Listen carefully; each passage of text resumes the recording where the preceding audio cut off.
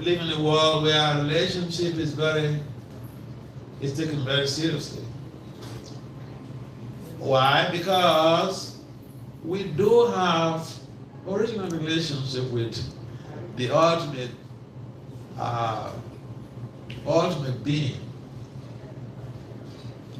And so, if you read this book, it will shed a lot of illumination on any doubts that one may be inclined to have as a human being. Because as humans, we are supposed to doubt. So to doubt is it's our privilege. Humans have to doubt. You don't accept everything you see hook, line, and sinker. In most cases, you have to make some thorough investigative studies of a particular phenomena, or you have to really examine meticulously about the subject matter that you have to deal with. Even humans that you may meet in this life, you have to examine them thoroughly before you start divulging your confidential matters to them. Because sometimes it so happens that we tell our confidential matters to someone we perceive as a confidant. And then the person takes our confidential matters into the street. That could be very much heartbroken. And therefore, one of our eminent acharyas, Rupa Goswami is called, he actually iterated that, yes, we should have confidence. Why? Because the confident is the person that we can divulge our challenges, and also we can share our wonderful experiences with. It is also desirable that no matter how wealthy you may be, or no matter how palatable the food you prepare may be, it appears that the enjoyment multiplies when you have to eat with your loved ones. And so, yeah, we're social animals and we need relationships because we do have original relationship with the Supreme Personality of God. So, having said that, we'd like to go to the text for today. Text is from Bhagavad Gita, chapter 3, text 441.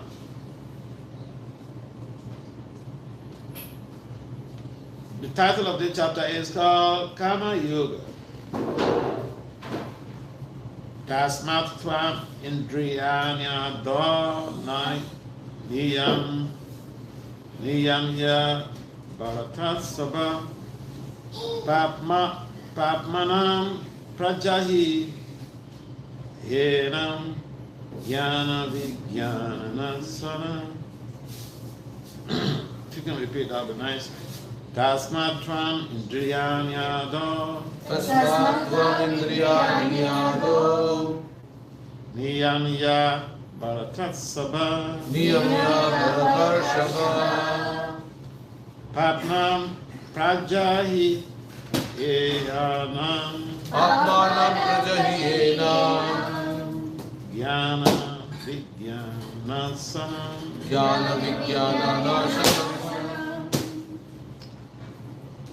Tasmat tvam indriyanyado niyamya Bharata Sabha Niyamya Bharata Shava Papnam Prajahihayanam Atmanam Rajahiyena Jnana Vijnanasam. Jnana Vijnana Nasanam. If it's on the board, can someone try?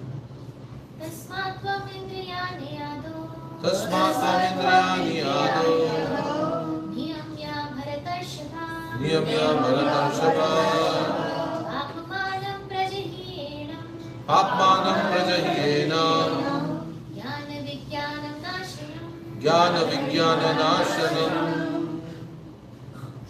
Anyone else? Tasmatvamindrayani ado Niyamya Bharatarshava Atmanam prajahiyenam Atmanam Prajahiyena Jnana vijnana nashanam Jnana Vijnana Nasanam. Anyone else to try?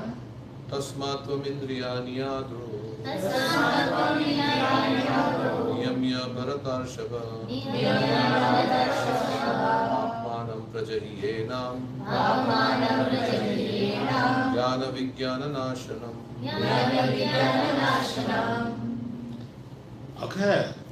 Word for word translation, and then translation and purport, all by His divine grace, is confirmed Acharya Sila A.C. Bhaktivedanta Swami Prabhupada Ki Jai. Srila Prabhupada Ki Jai.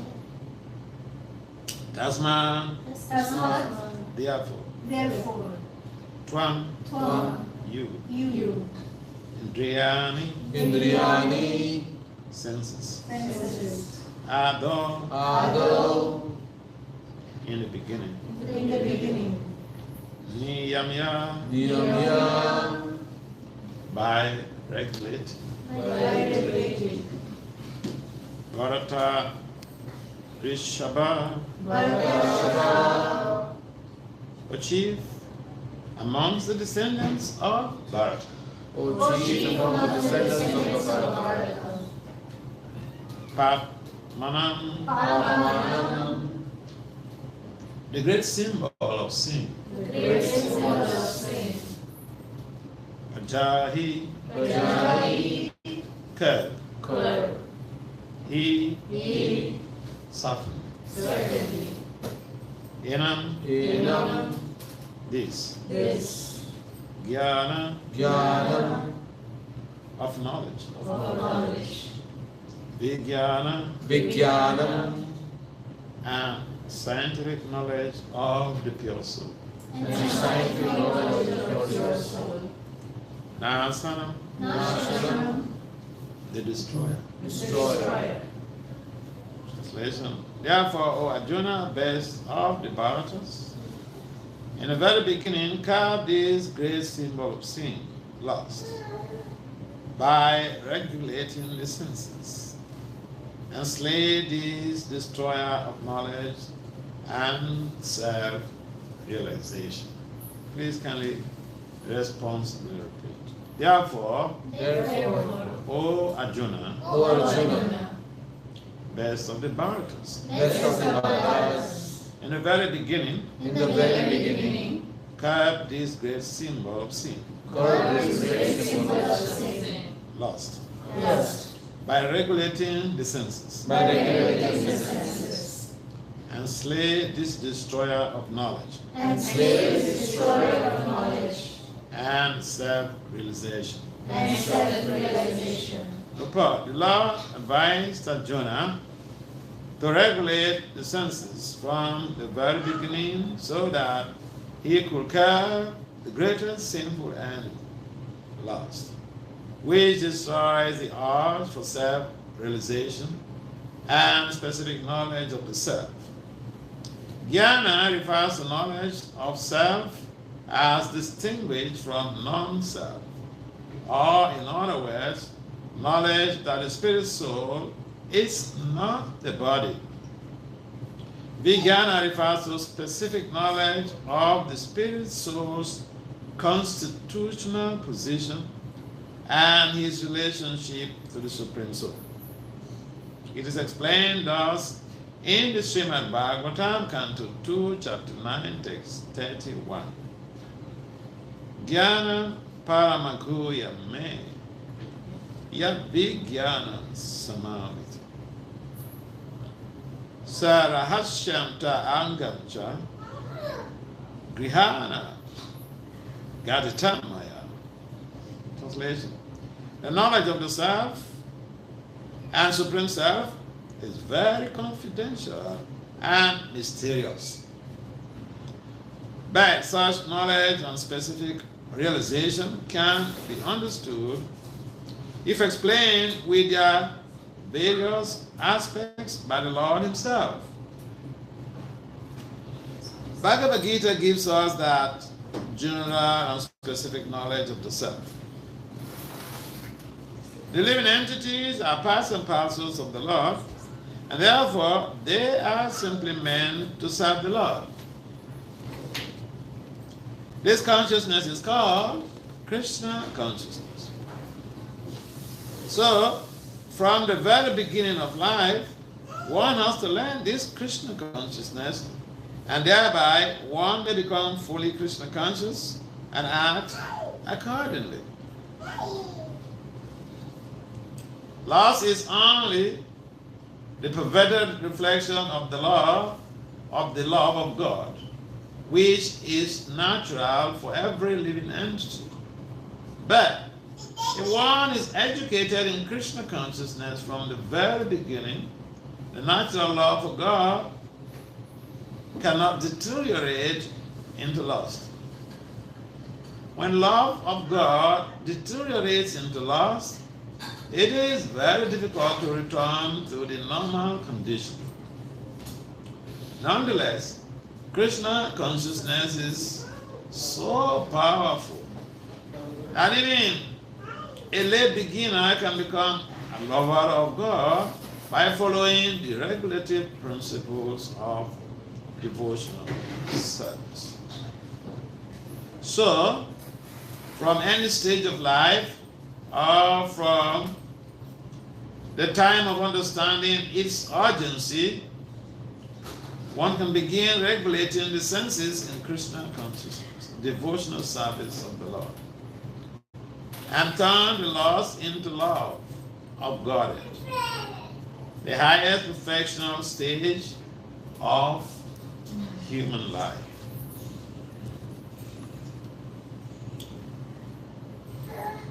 Oh, man,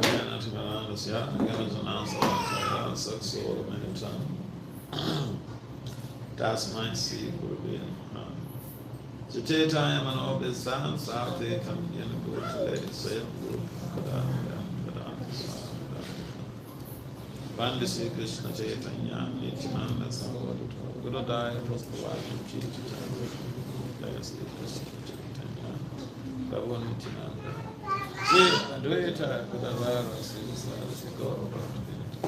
Hare Krishna. Hare Krishna, Krishna Krishna, Hare Hare.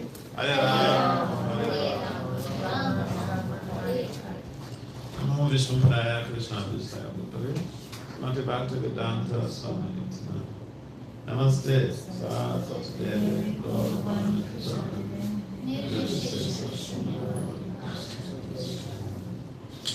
Manchakalpataridacha Krita Samudya Evacha Patitanam. So, this is part of the kindergarten knowledge base in Krishna consciousness. Now we are told that we know these physical bodies. We are beyond this physical body. It doesn't mean that we are going to deny the physical body. Just like you may not be your three-piece suit, but the three-piece suit facilitates your presence in a very attractive way.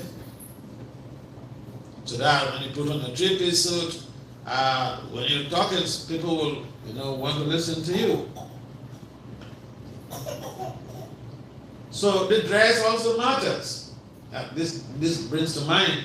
I went to a conference, annual conference of North Carolina Political Science Association, and so I just casually.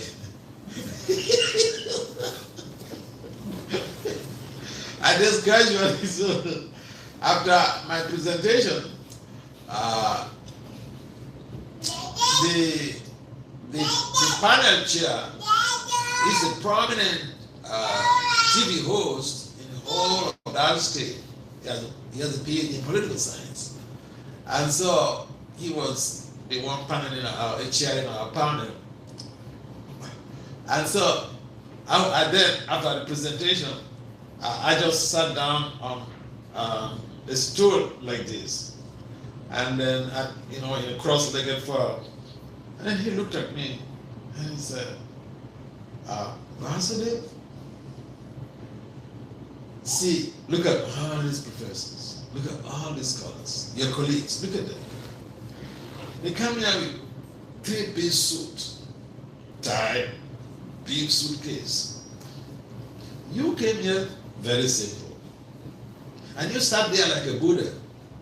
But your paper is not simple, your paper is heavily loaded. So people tend to judge you by your appearance, and what basically he was implying was that, hey, listen, you are a top scholar, why are you trying to cheat us by dressing very simple to come and make people feel as So we need also the dress, that's my point, we need also the dress. So this body is like a dress for the soul. We may not endeavor to decorate the body so much, but simple care for the body has to be there. But beyond even the physical body, we have to understand our original identity or our pristine identity, so that we don't get unnecessarily distracted by the dictates of the sexual modalities and the mind. Because see, a number of people on the planet, even high-profile governmental officials, have suffered so much of severe setbacks in their professional lives because of this devotional bankruptcy.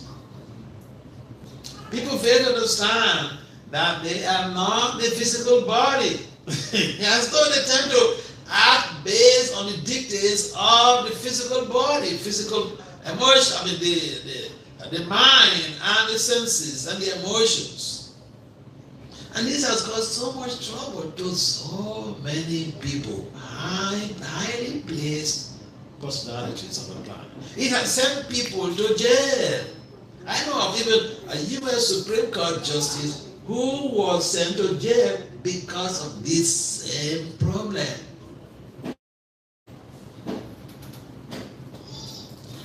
Therefore, these teachings, they're very important for our social upliftment, for our professional upliftment. We need to really identify our original identity, and so that we can walk towards that objectivity. Otherwise, we will be derailed on the path of our professional development and may even end up in jail like most people have. Therefore, this Krishna consciousness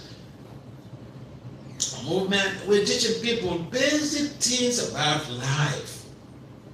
How you can function better with your human form of life and not become a slave to the mind and the sensory modalities. I was in the Caribbean, one of the countries I visited was Suriname. So they were celebrating their 151 anniversary of the abolition of slavery in the country. And there was a program that was slated for the ceremony at their famous museum. So then the director of the museum, he invited me to come and give a talk on emancipation from mental slavery. So that was intriguing for me because, it's the same thing we're talking here. It's the same thing. Sometimes people work so hard to create some type of positive change in the community, in the society, in the nation, but then they end up in jail. In other words, they try to lead people, but they can't lead themselves.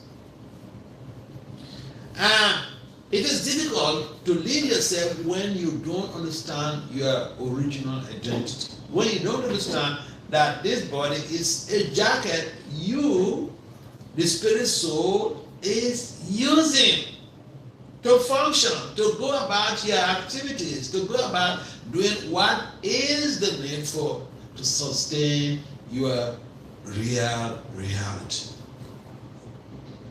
And therefore, this spiritual knowledge needs to be instituted in our school curriculum.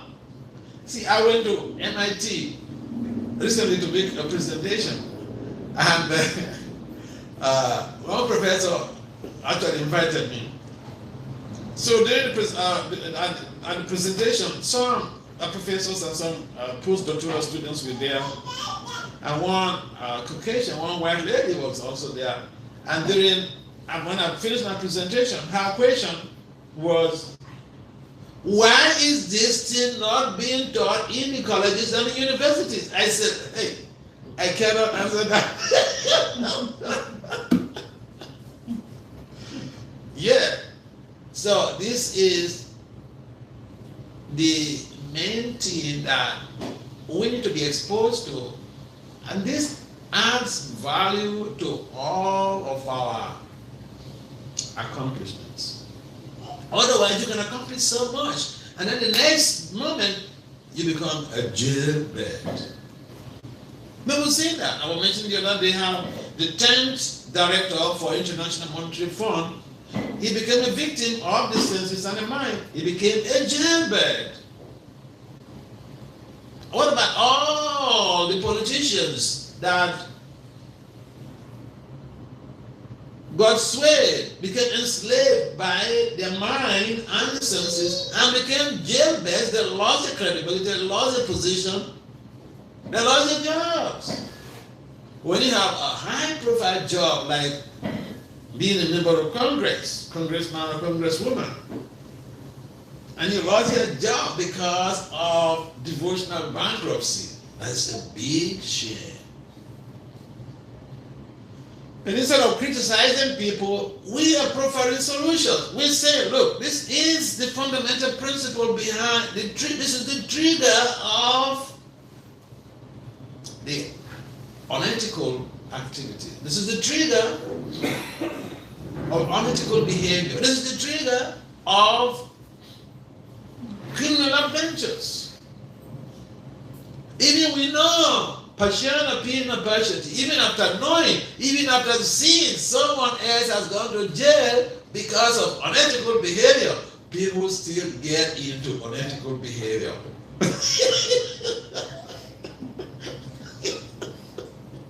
Why? Arjuna also raised this question before Krishna. What is it that causes someone to act against their better judgment? It's part of mention about lust. And Krishna's response was, Kama Esha, Krona Esha, Raja Guna, Samoba. Mahasana Mahapama, Vidyena Ehavaya. So Prabhupada mentioned this. The lust factor.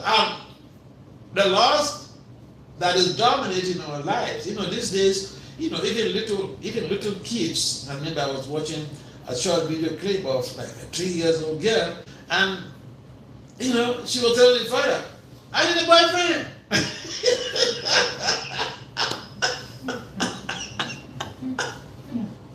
The father said, no, you're too small for that. She said, no, I need a boyfriend. Yeah. So sometimes we don't know how the kids get exposed to this type of desire. It just shows how we have always existed. and our present life is just a carried over from the previous life. So, Pastor mentioned in the purport that this law that is compelling people to act against the better judgment is the result of a transmogrification of the original law that we have for the supreme law. When the living entity enters the material universe, the original law that we have for the supreme absolute is transmogrified into laws by contact with the mode of passion. And who knows about this? We just impaired. We just act based on the impulses of our sensory modalities. And this has wreaked so much of havoc in society. It has caused matrimonial disruptions. It has caused, quarrels. It will raise the blood pressure of so many people because when they're in anxiety and they don't know what to do, the blood pressure rises. And it has caused even cardiac arrest of so many people. It has led to deaths. Therefore, forget about going back to God. Let's solve the problem we have right here. Okay?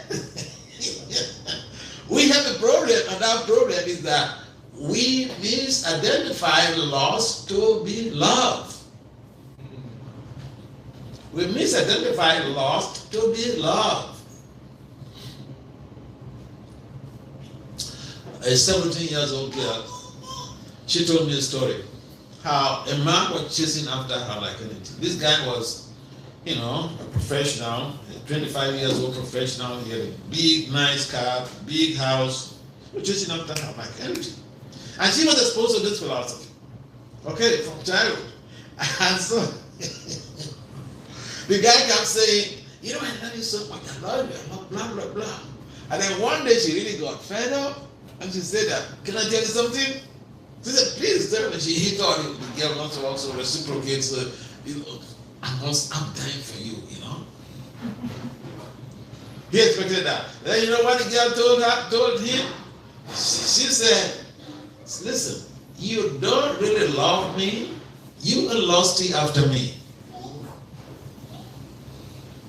The guy, that was the first time he was hearing that technology. And he was devastated. He was so upset with this girl. And that was the end of all of their rapport and all this stuff. Because she thought, how can a young girl like her mess me up with this? Then the girl just told the truth. That was the truth. So we miscue lust for love. And that's a problem on this planet. I repeat, it is a problem on this planet. Therefore, it is important for us to understand that there is love. Don't misquote me. There is love. But we need to identify the lust factor so that we don't get into situations that we become abused in due course of time. Because someone is lusty after you, they may use you. At the time, maybe you're very young and you're very attractive. Your boobs are 95 degrees. How many degrees is that? 90 degrees your chest, and so you're really very attractive. And someone says, I'm dying for you, I lost for you, I love you so much. And then by the time you have 2 or 3 kids, their attraction is no longer there. And they're looking for a similar situation that they got attracted to you. So people, we need to really watch out. Boy.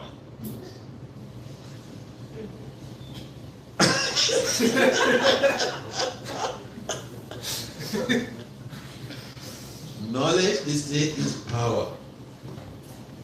When we have this spiritual knowledge, this transcendental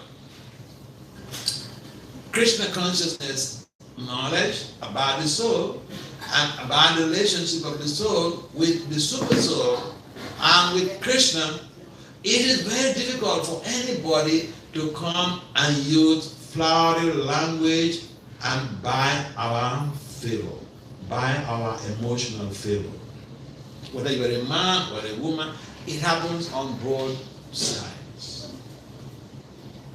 So this knowledge is very useful for our social development.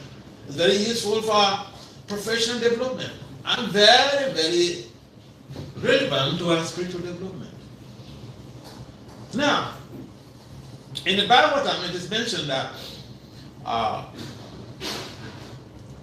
the major problem that we have is what Prophet is mentioning here: the senses and the mind. We don't have supervision over the senses and the mind. We can't supervise the senses and the mind. We just become slaves to the dictates of the mind and the senses. Yet, some of us champion different causes to bring about equality in society, to end slavery. And we are slaves. How can, listen, the senses and the mind, they are the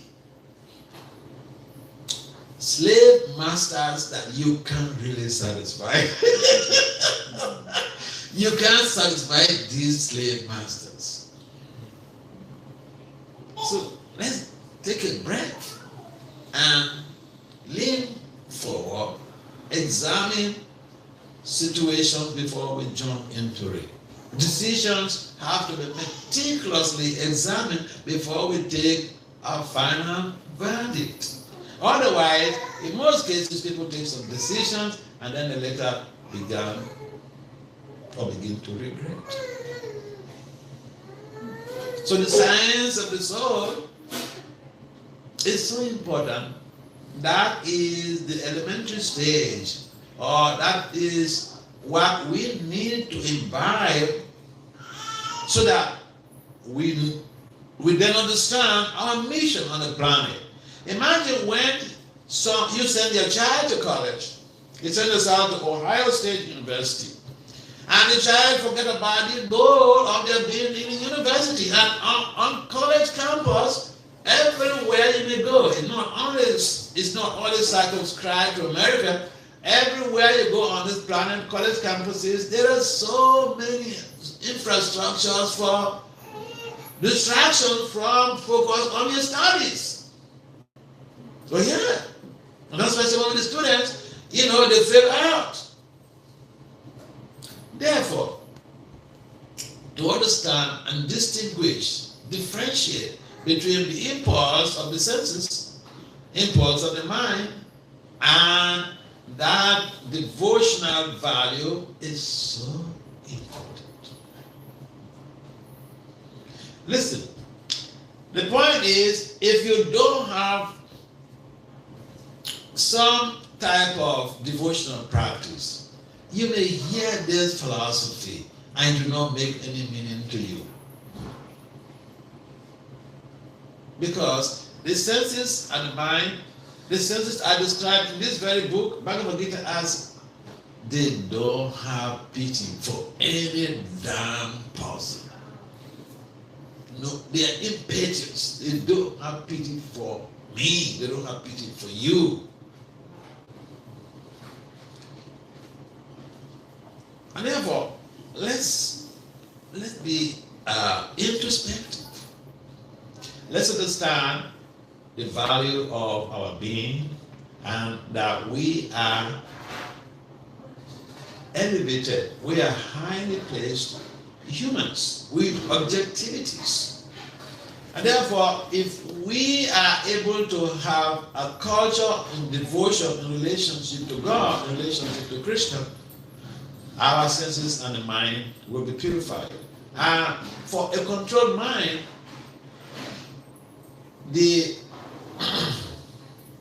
your success values will be unlimited.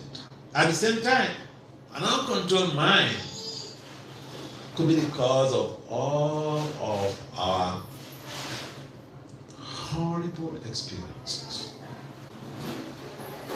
And remember, we are misled by celebrities. I'm talking about my own lived experience. We were misled by celebrities like Jimmy Cliff and all these other guys. Jimmy Cliff debuted an album titled Follow My Mind. And in the lyrics, what literally he was saying was, you could Google Follow My Mind on the web. You could find the lyrics. What he was literally saying in his lyrics is, whatever the mind tells you, dictates to you, just follow it. And you'll be happy. You'll be great. And we love those lyrics. Just follow the mind, you know. Until when I got exposed to Srila Prabhupada's teachings, I got exposed to the teachings of the Bhagavad Gita, and then I thought, wow, this guy was really full of phenomenological mindset. You know what phenomenological mindset means? See, as a scholar, we don't use Krishna's harsh words. Because in scholarship, you have to respect people, you have to respect professors. If even they are going the wrong way, you have to use some, language that,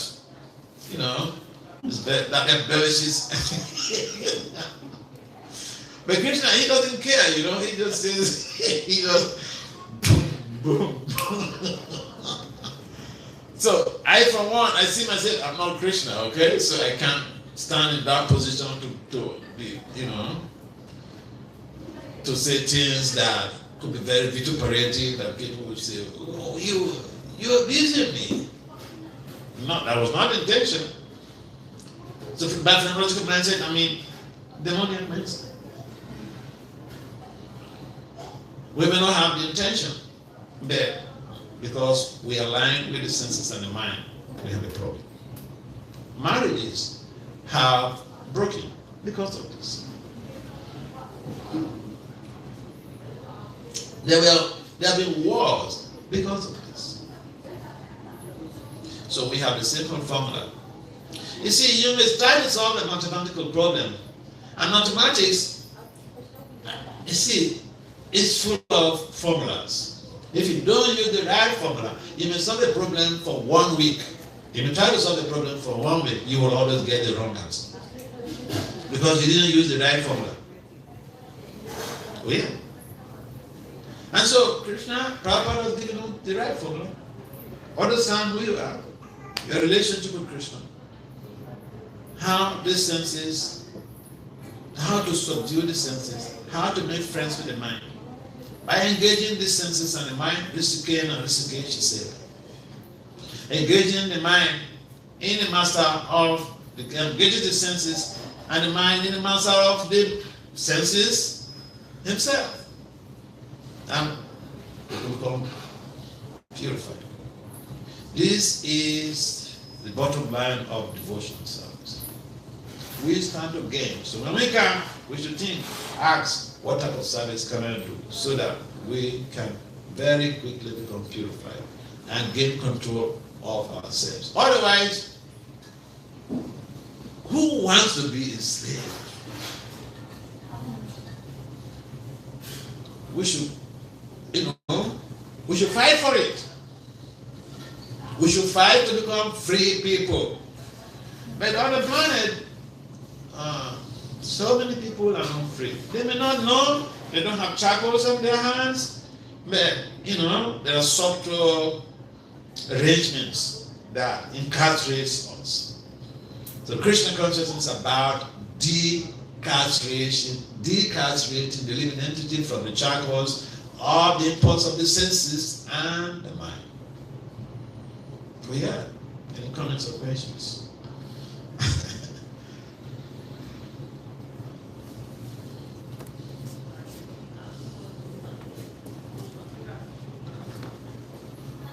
Yes, any comments or questions? This is a very simple philosophy, and it's pretty loose, in a lucid detail. There's no complexity, there's no complications there. So if you can answer a question, I understand that you will fully understand everything. Any questions? Okay.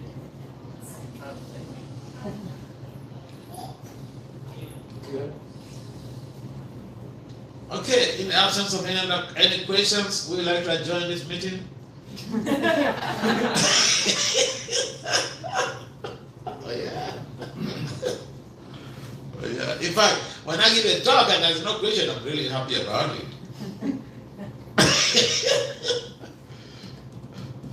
It means that we will round up the day on time, you know.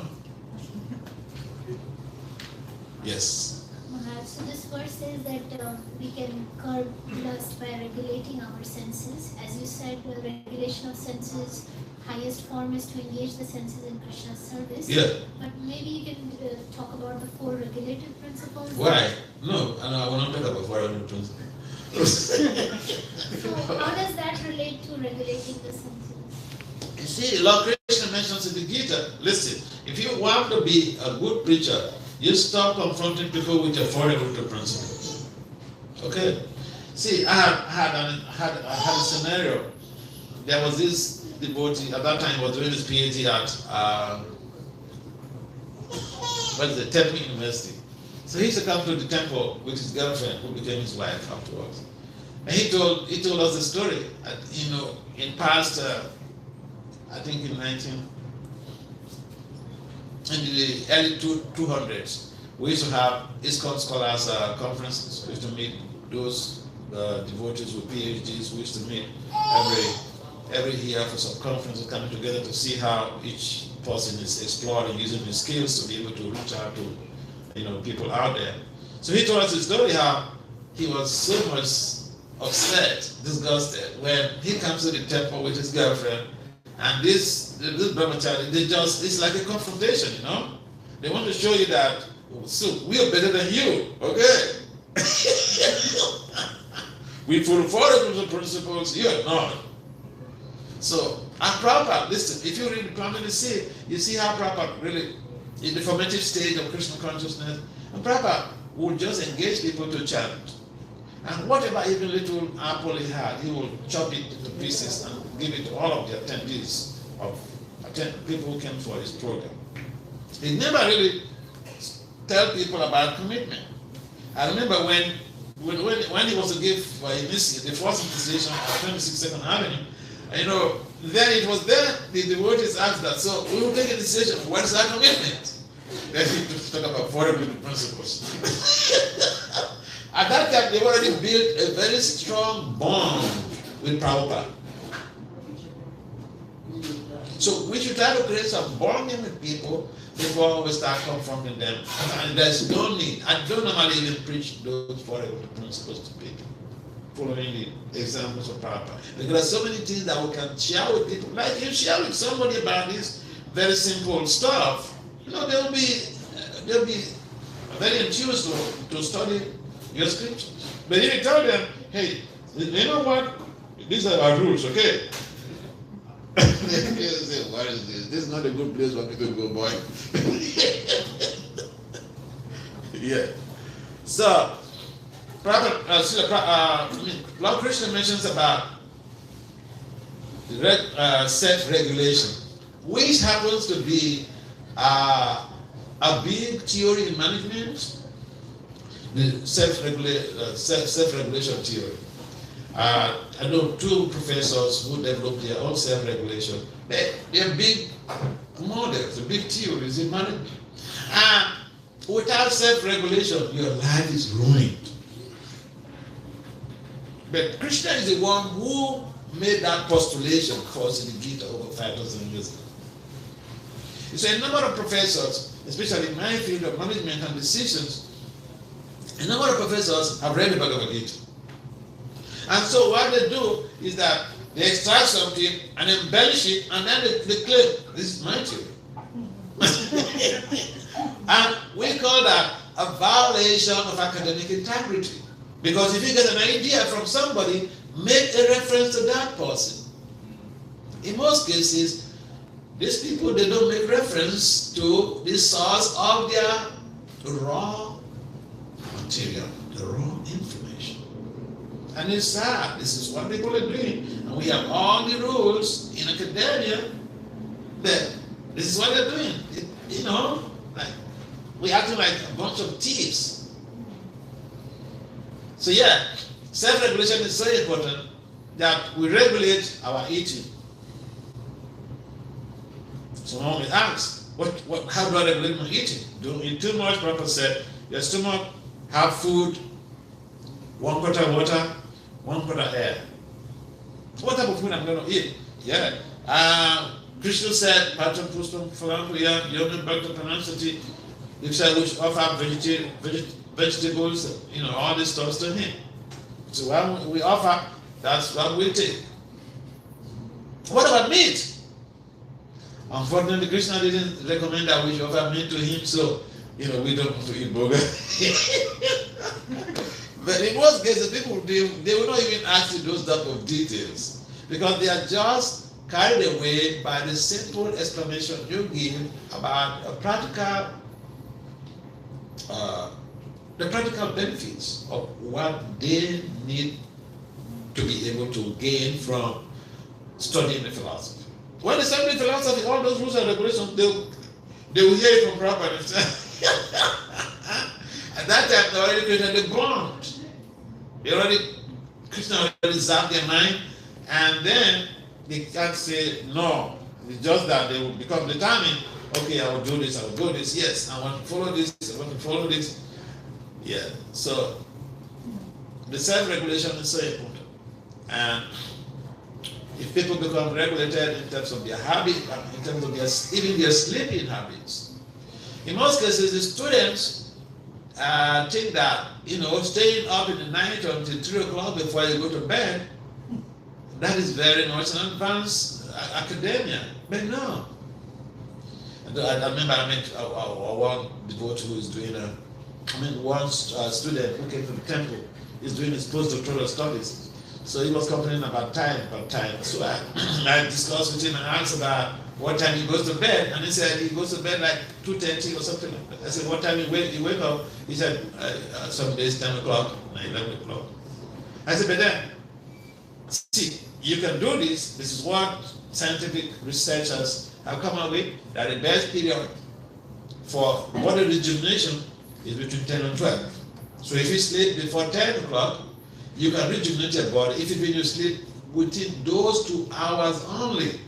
Instead of staying all through the night, and then you go to sleep and your body becomes like a dilapidated vegetable, and even when you sleep till 12 o'clock, you can't really regain your energies. Because these bodies are designed in such ways that there's a time for us to use for sleeping, there's a time for us to be awake. And if we act in counterproduction to those laws, we suffer some setbacks. So, the idea is that we present the philosophy in a palatable way. And I remember the first time I came to the temple was when I had about 36. I said, what? That was the first time I'm hearing that technology. I had it at the Krishna temple. I said, what is it? What does that mean?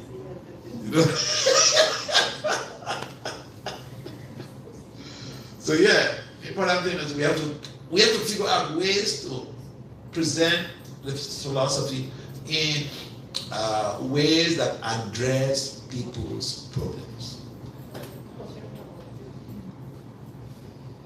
And that is what attracts people to be able to come more, to investigate, to buy more books, to be able to read further, to explore. It makes sense? Yeah. Okay. If there's no other comments, okay, yes, please. So, I'm not asking for permission, as it were, but is it possible to still have Krishna consciousness without following the regulative principles strictly? I mean, maybe not long term, but like short term, can somebody who eats meat still experience Krishna consciousness? Yes, why not? Garuda is a meat eater. He's a very great devotee of the Lord. Have you heard of Garuda? I haven't who? Garuda. That's the carrier of Lord individual Vishnu. In that image there. The carrier of Lord Vishnu. The bird of He eats fishes. He goes to the ocean to pick up fishes. But he's a great devotee of the Lord.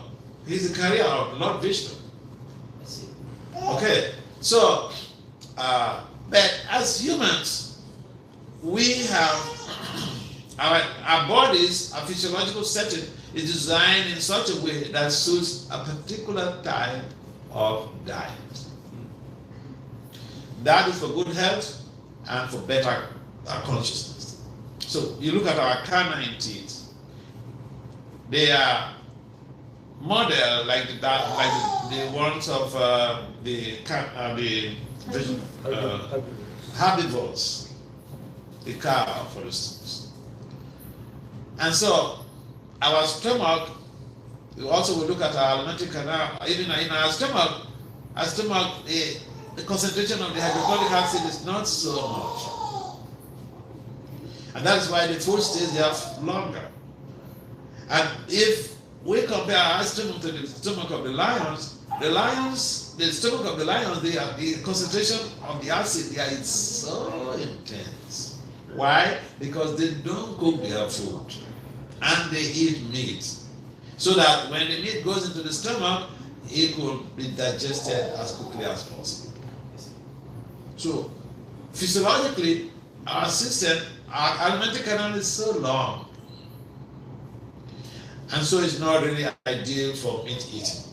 Otherwise, we'll get all types of maladies. Right?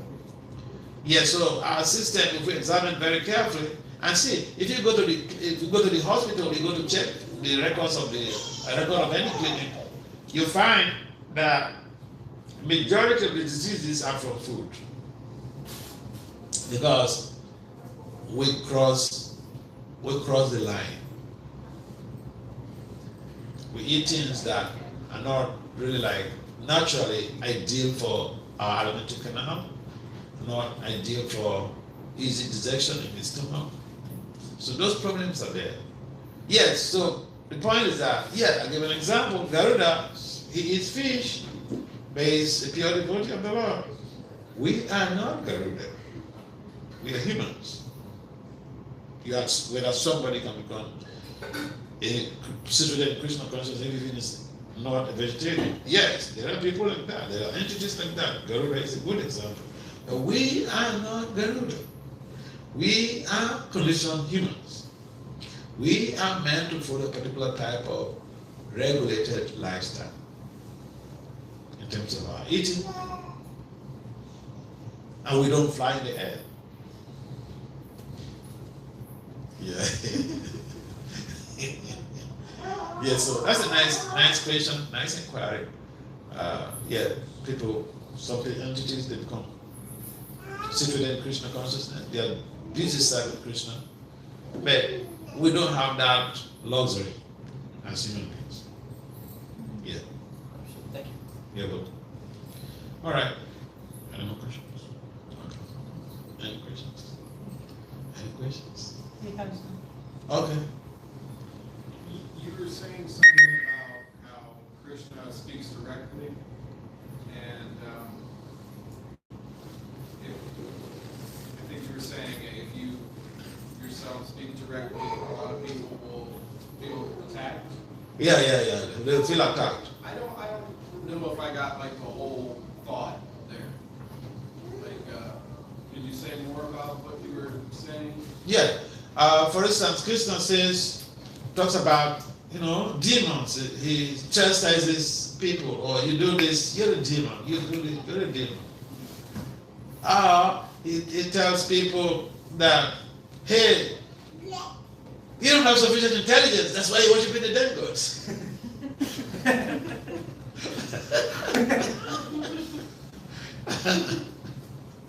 And so also sometimes devotees try to imitate Prabhupada. Prabhupada was very heavy with people sometimes. But you know what? Prabhupada, this so-called heaviness is done with love. I know one elder brahmachari, he's passed away. He was in Mayapur. He left his body in his 80s. He told me a story how he met Prabhupada. He was a Mayavadi Swami, with a Mayavadi sannyasi. He met Prabhupada. And in India, it's so common when the spiritualists meet each other from different settings, there's this challenge, okay, for debate. So he challenged Prabhupada. This one, he challenged Prabhupada. And he said, they argued and Prabhupada defeated him woefully. So then, to pay the price, he became a disciple of Prabhupada. So he was a brahmachari until he died.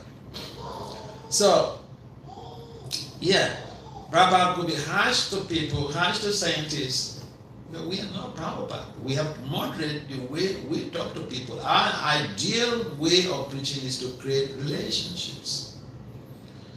We talk harsh, then people will say we're being rude to them and all those type of things. And some people, they may even just, back out from coming close.